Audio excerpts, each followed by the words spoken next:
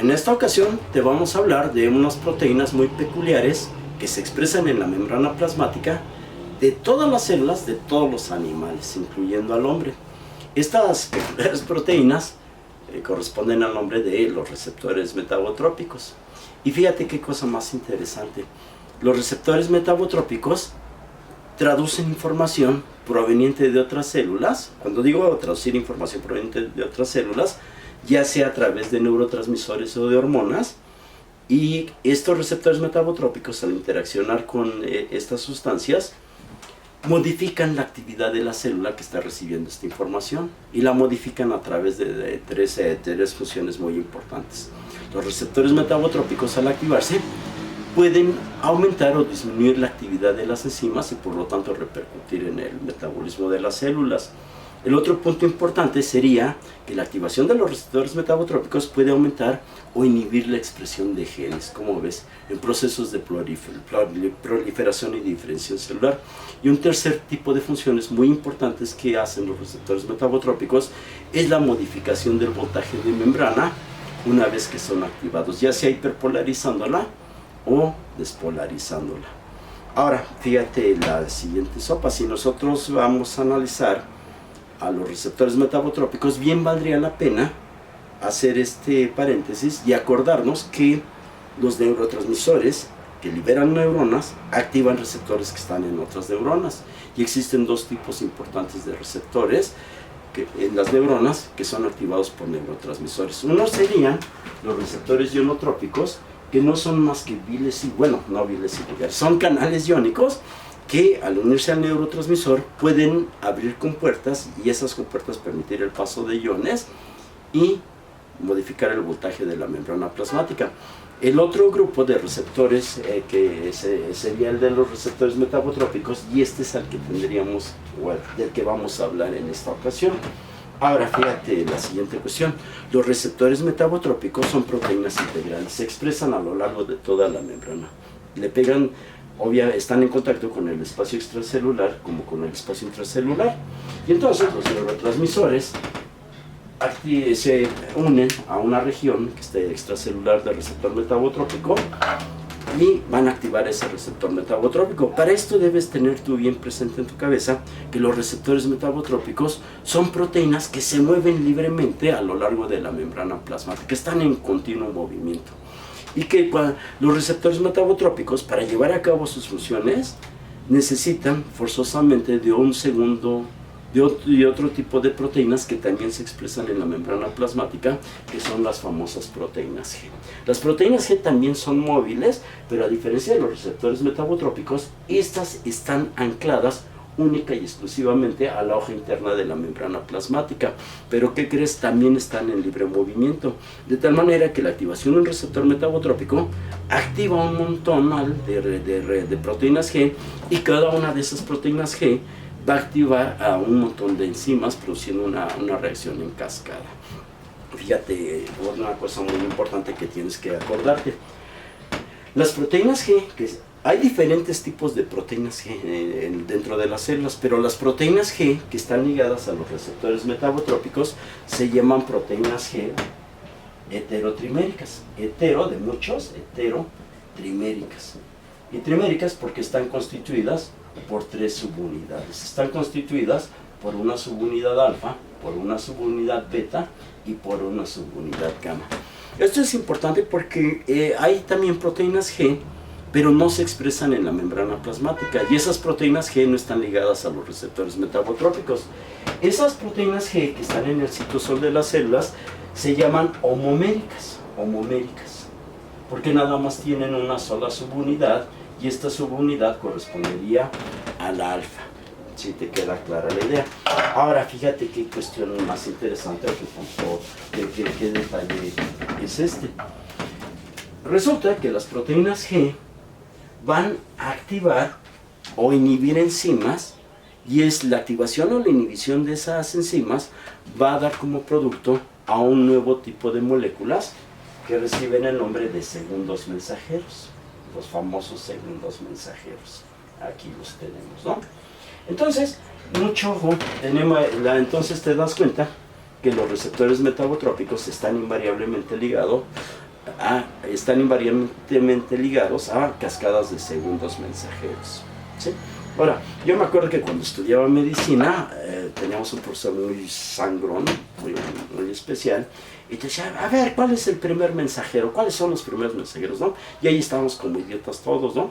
Pero los primeros mensajeros serían los neurotransmisores que activan a los receptores metabotrópicos u hormonas que también activan receptores metabotrópicos, pero esas son estupideces, ¿no? O sea, hablar de un primer mensajero. No, estas moléculas que vamos a analizar a continuación, o las cascadas que vamos a analizar a continuación, reciben el nombre de cadenas de segundos mensajeros.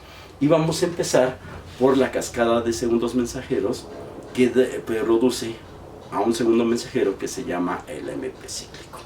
Entonces, brevemente, fíjate bien, se han detectado en este momento como 10 diferentes tipos de proteínas G, ligados obviamente a diferentes tipos de receptores metabotrópicos. Sin embargo, valdría la pena en esta plática estudiar las 3 proteínas G que tienen más repercusión en la práctica clínica, porque el hombre ha diseñado fármacos que modifican estas cadenas de segundos mensajeros. Y dentro de las proteínas G que vamos a comentarte, está una proteína G que se llama S, otra proteína G que se llama I y otra proteína G que recibe el nombre de Q. La proteína G, S, cuando se activa, está ligada al aumento de la producción del AMP cíclico.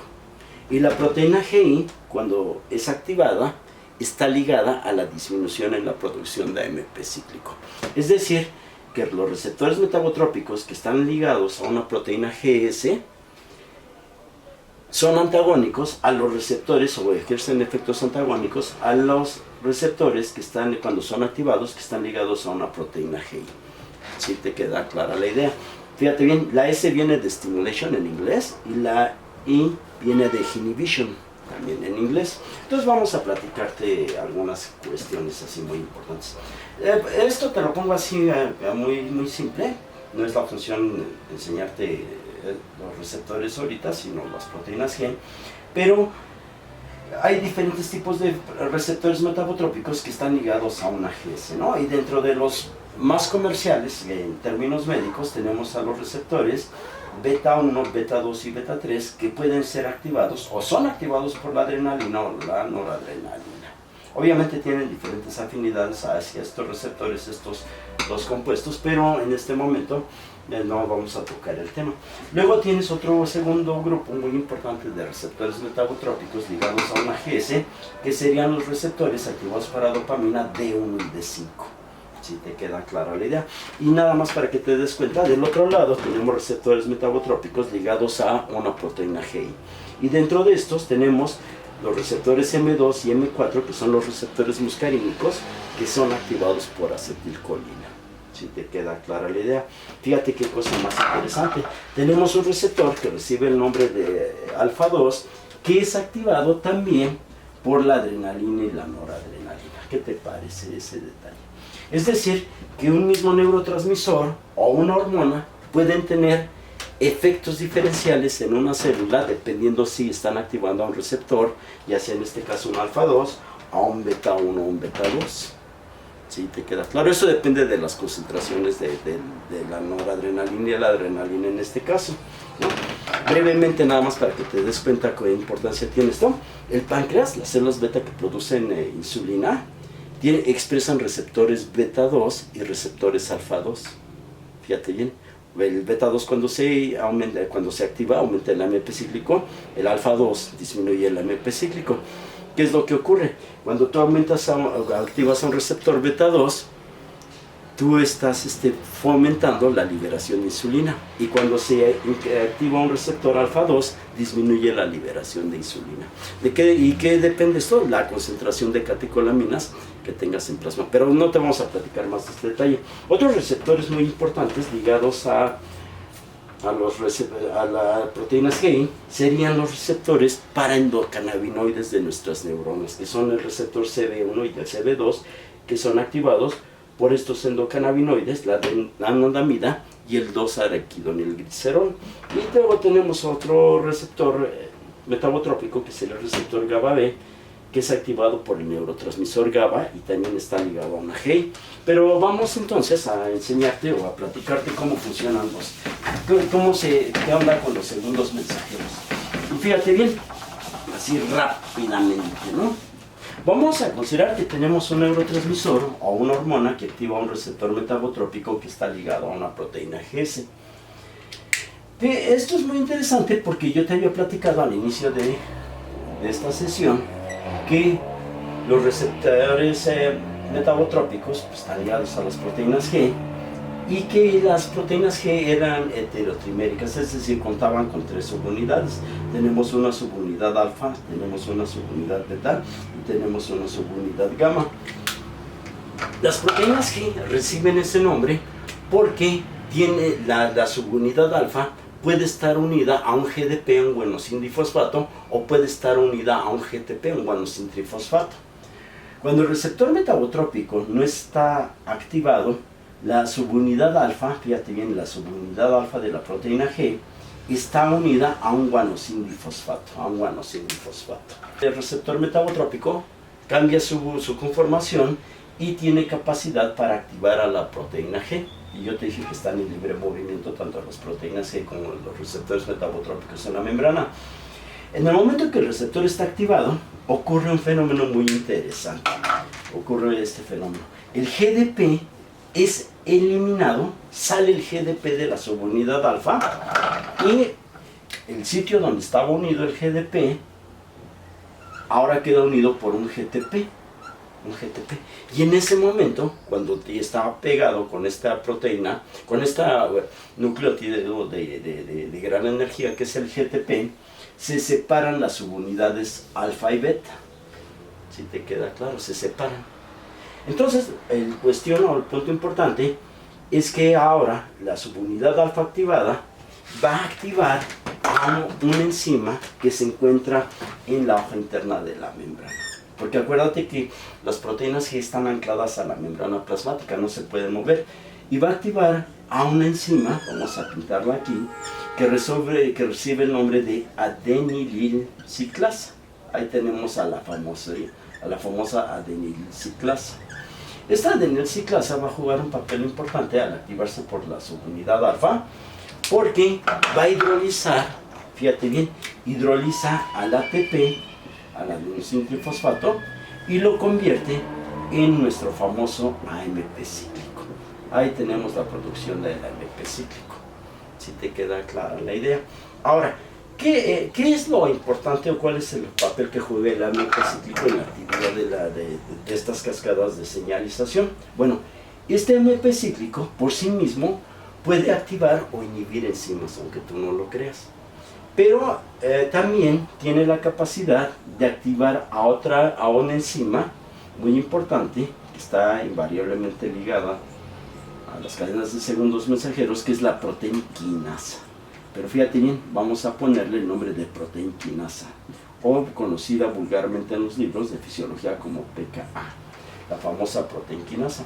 Las proteinquinasas son enzimas fosforilantes, le pegan fosfatos a las proteínas exactamente en donde están los residuos de tirosina, donde está el hidróxilo del fenilo de la tirosina. Ahí van y pegan fosfatos, y al pegarle fosfatos a las proteínas pueden inhibirlas o pueden activarlas. Entonces, cuando tú hablas de los mecanismos de señalización ligados a una proteína GS, está invariablemente ligada a la adenilciclasa, la producción de AMP cíclico y la activación de una proteinquinasa. Ahora, fíjate bien, mucho ojo.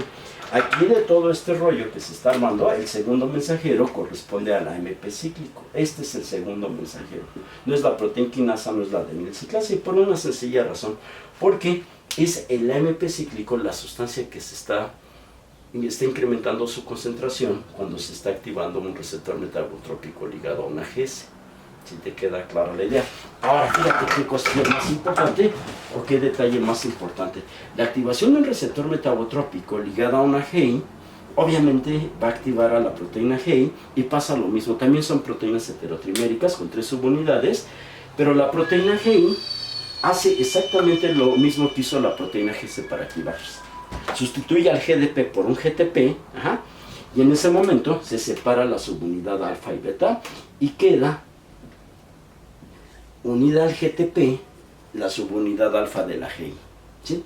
Pero esta hace algo muy interesante. Tiene un efecto inhibitorio sobre la actividad de la adenilciclasa. ¿Sí te queda claro? Estas dos cadenas, estos dos mecanismos de traducción, que es el receptor metabotrópico y su GS, y el receptor metabotrópico ligado a una GI, son como dos chavos que quieren ganarse los favores de una chava y están como peleando por el amor o algo así, ¿no? O sea, las cascadas de señalización de la GC son antagónicas a los de la GI. Pero fíjate bien, este es un detalle muy importante que no debes perder nunca de vista. Vamos a borrar esto y te vamos a enseñar aquí una cuestión muy interesante.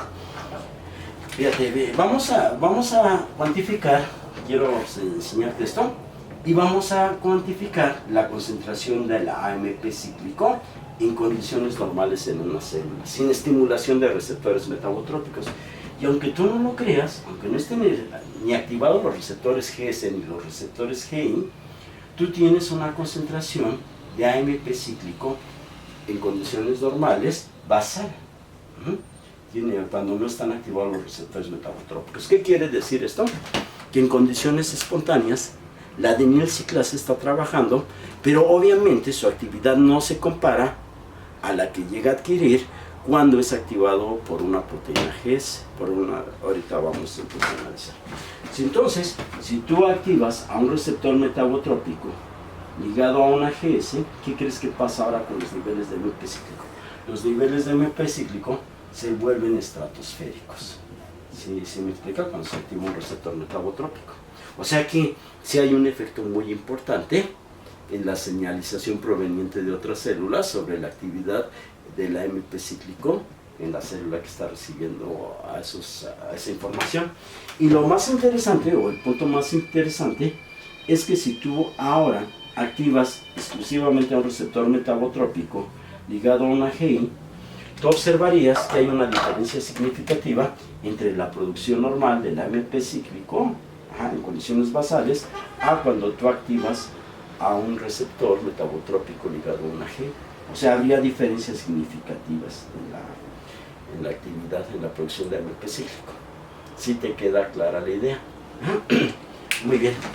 Ahora fíjate bien, vamos entonces a borrarte esto. Existen diferentes tipos de proteinquinasas en las cascadas de segundos mensajeros, pero cuando se activa un receptor metabotrópico ligado a una proteína GS, la proteinquinasa que va a ser activada por el AMP cíclico corresponde a una que se llama proteinquinasa A. Y esta proteinquinasa A se diferencia o es diferente, mejor dicho, de otras proteinquinasas que están ligadas en cadenas de segundos mensajeros, pero no ligadas a receptores metabotrópicos ligados a una GS. Por ejemplo, la proteinquinasa C se activa cuando se activa un receptor metabotrópico ligado a una proteína GQ. Eso lo analizaremos en otra sesión.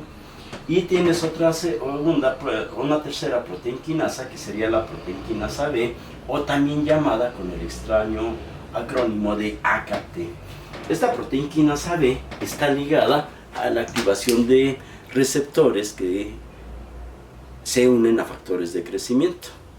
Bueno, con esto lo que quiero decirte es que hay una amplia gama de proteinquinasas y todas tienen la capacidad de fosforilar, pero imagínate esto, tú activas a un receptor metabotrópico ligado a una GC y al mismo tiempo estás activando a un receptor metabotrópico ligado a una GQ.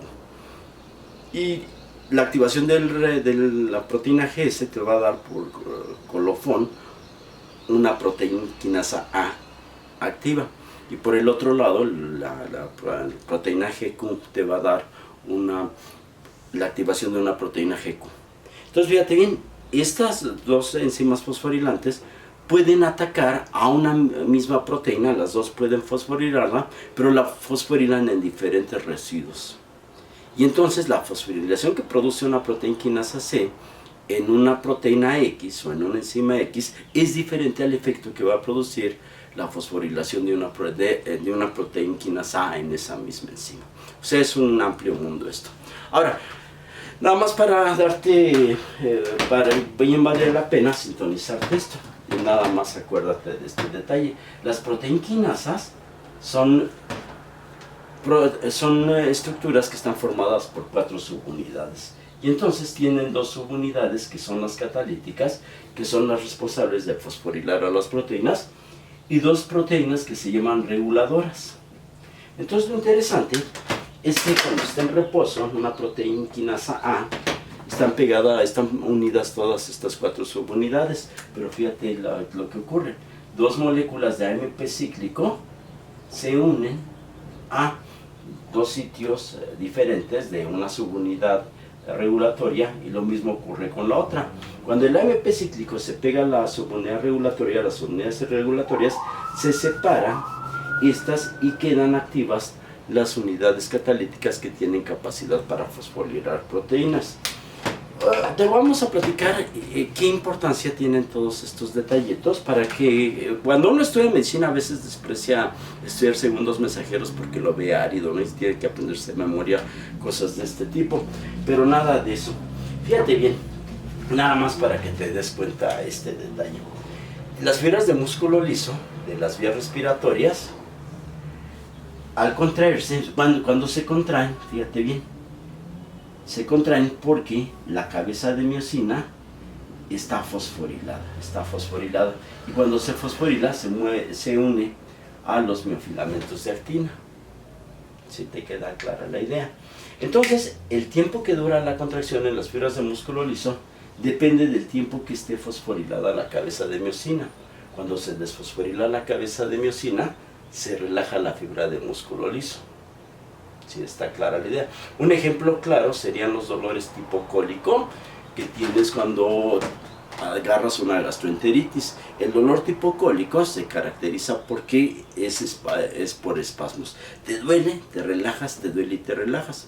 Resulta que es la contracción de las fibras de músculo liso del tubo digestivo la que al contraerse jala el peritoneo visceral, y esto es lo que te ocasiona el dolor. Se relaja y se te quita el dolor, pero ese dolor tipo cólico está en función del tiempo que esté fosforilada la cabeza de miosina. Bueno, pero estaba platicando de las vías respiratorias. Entonces, las vías respiratorias, al igual que tanto en las fibras de músculo liso de vías respiratorias como en las del tubo digestivo, la contracción ocurre por la fosforilación de la cabeza de miosina. En condiciones normales, para que se fosforile la cabeza de miosina, es indispensable una enzima que se llama sinasa de la cadena ligera de miosina. Así se llama esta enzima. Y esta enzima es activada por una calmodulina que a su vez es activada por el calcio. Es decir, cuando se incrementan los niveles de calcio, tú activas a la sinasa de la cadena ligera de miosina, y esta, ¿qué crees, compadre? Le pega el fosfato a la cabeza de miosina y se produce la contracción. Muy bien. Entonces, lo interesante es que imagínate que tienes a un paciente que tiene una crisis asmática, tiene un aumento del tono contractil de las fibras de músculo liso de sus vías respiratorias. Y entonces esto impide el libre flujo del aire porque aumenta mucho la resistencia de la vía aérea. Entonces, lo que se hace en estas situaciones, dentro de los muchos abordajes terapéuticos, es que tú le das a una persona, le aplicas adrenalina o noradrenalina, y las fibras de músculo liso expresan el receptor beta 2, un receptor noradrenérgico beta 2, que está ligado a una GES. Entonces, fíjate lo que hacen en las fibras de músculo liso, la activación de las proteínas GES. Tienes aquí un receptor beta 2 que puede ser activado por adrenalina, noradrenalina, o por salbutamol, que es un agonista específico de los receptores beta 2, y al final de cuentas desencadenas la activación de la proteinquinasa A. La proteinquinasa A va a yugular la crisis asmática, relajando a la fibra de músculo liso, porque, ¿qué crees? Va a fosforilar a la sinasa de la cadena ligera de miosina. Y al fosforilarla, ¿qué crees, compadre? Esta se inactiva y deja de fosforilar a su vez a la cabeza de miosina. Y por ese mecanismo ocurre la relajación del músculo liso en una de las crisis asmáticas cuando tú activas receptores beta 2. ¿Sí? Así te podría platicar de muchos ejemplos, pero esto alargaría mucho el video y se pierde mucho rating, ¿no? Bueno, ahora fíjate un detalle muy importante, Este AMP cíclico que se está formando, que está activando a la proteína quinasa de todas las cadenas de segundos mensajeros, produce un efecto muy chistoso. La proteína quinasa, dependiendo, por ejemplo, el efecto que tiene la activación del receptor metabotrópico en las fibras de músculo liso es diferente al que tiene la activación de un receptor metabotrópico ligado a una GS en fibras cardíacas. Porque las proteínas que expresan las fibras cardíacas a las del músculo liso son diferentes. Quiere decir que la proteína quinasa tendrá efectos diferenciales dependiendo del tipo de célula, dependiendo del tipo de proteínas que produzca. ¿Sí te queda clara la idea? ¿Ah? Bueno, ahora fíjate la siguiente cuestión. Esta proteína quinasa, en todas las cascadas donde está implicada una GS, va a fosforilar a una enzima que se llama fosfodiesterasa. Y esta fosfodiesterasa, al fosforilarse, queda activada. ¿Cuál es la función de la fosfodiesterasa? Pues, ¿qué crees? Hidrolizar al AMP cíclico. De esta manera, se me genera un mecanismo de retroalimentación que suprime la producción de AMP cíclico inducida por una proteína GS que fue activada por un receptor metabotrópico. Es un mecanismo muy padre de retroalimentación. ¿Por qué te platico esto?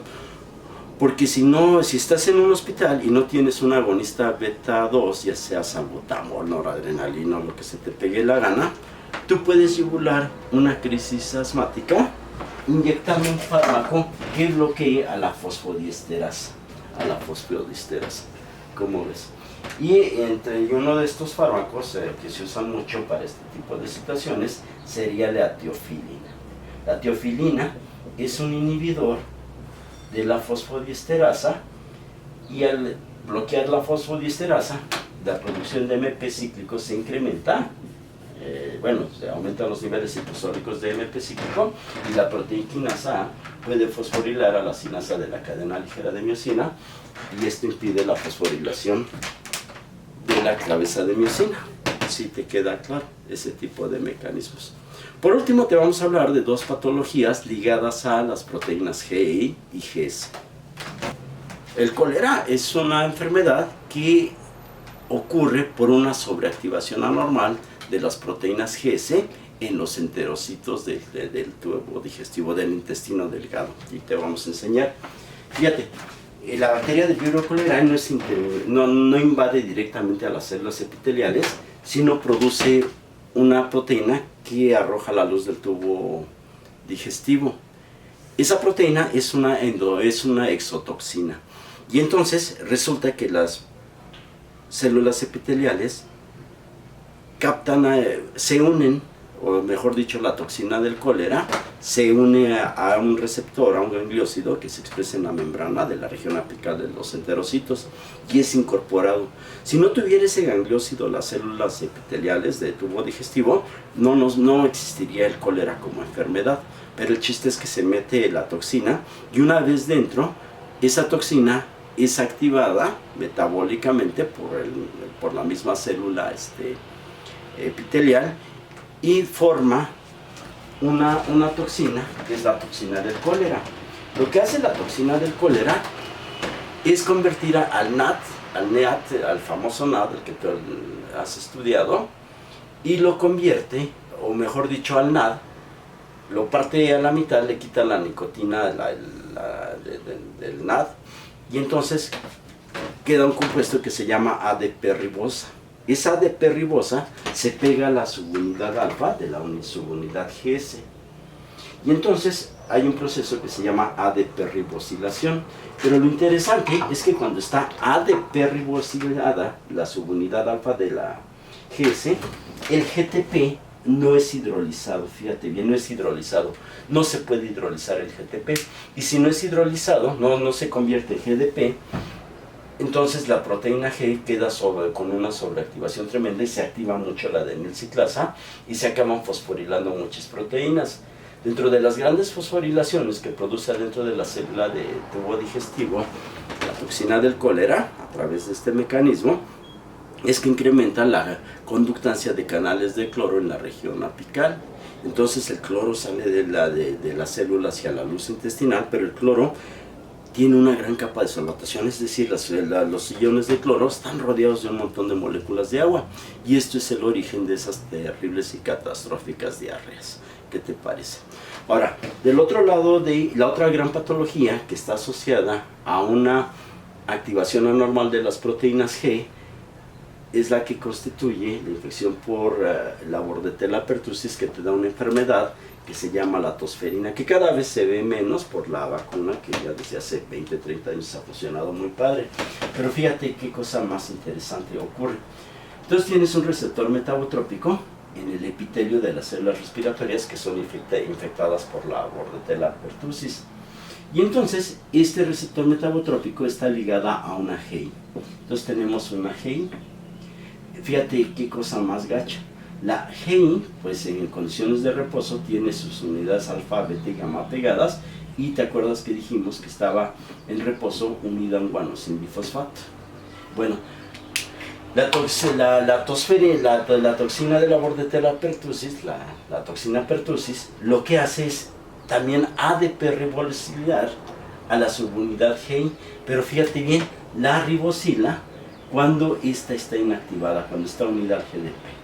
Entonces se pega la toxina, la toxina, se pega el ADP en la subunidad alfa e impide que el GDP sea sustituido por el GTP. De tal manera que nunca se va a activar la proteína GEI.